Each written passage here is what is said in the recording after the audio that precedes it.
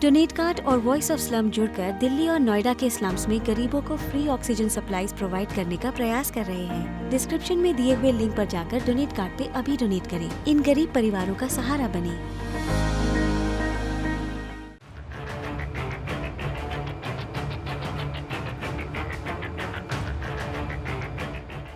चीन से निकलकर पूरी दुनिया में फैल चुके कोरोना वायरस ने किसी न किसी तरह हर एक देश को नुकसान पहुंचाया। इस वायरस ने अपने प्रभाव में करोड़ों लोगों को लिया, जिसमें से लाखों लाख लोगों को जान गंवानी पड़ी। लेकिन इस वायरस के जनक चीन को मानो फर्क ही नहीं पड़ता।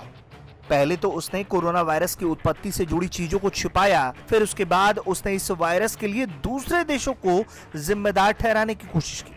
लेकिन अब अमेरिका के एक कदम से चीन को मिर्ची लग चुकी है। दरअसल अमेरिकी राष्ट्रपति जो बिडेन ने खुफिया एजेंसियों को कोरोना वायरस के मामले में चीन के खिलाफ सबूत जुटाने का जिम्मा सौंपा है और इसके लिए उन्होंने मात्र 90 दिन की डेडलाइन फिक्स कर दी है। अमेरिका के इस फैसले के बाद से चीन ने भी पलटवार करने की कोशिश की और हमेशा की तरह इस बार भी उसने इस वायरस के फैले संक्रमण के लिए दूसरे देश को जिम्मेदार ठहराने की कोशिश की, खासकर अमेरिका को। चीन ने अमेरिका पर पलटवार करना शुरू कर दिया है। चीन अमेरिका के मैरीलैंड स्थित फोर्ट डेट्रिक मिलिट्री लैब को लेकर सवाल पूछ रहा है।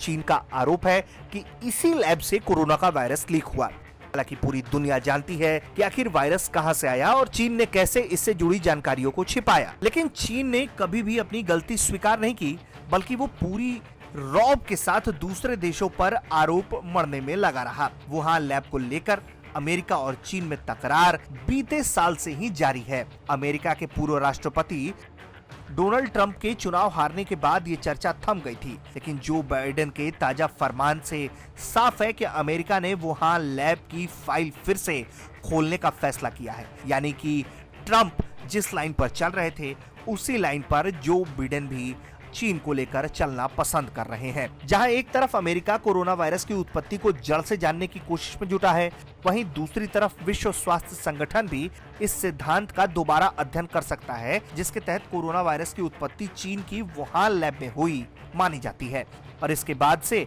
वो पूरी दुनिया में फैल गई।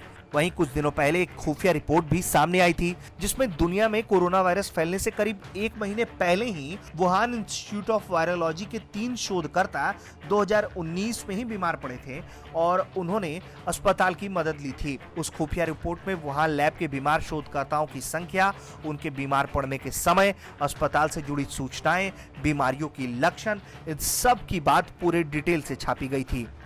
ये अलग बात है कि उस वक्त तक पूरी दुनिया कोविड-19 के नाम से अनजान थी, लेकिन उनके अंदर जो भी लक्षण थे वो सब कुछ कोविड-19 जैसे थे। अब ऐसे में चीन और अमेरिका में एक दूसरे पर आरोप प्रत्यारोप लग रहा है। अमेरिकी कार्रवाई के बाद अब चीन भी पलटवार कर रहा है। ऐसे में ये लड़ाई दिन ब दिन दिलचस्प होती जा रही है। ब्यूरो रिपोर्ट, भारत तक।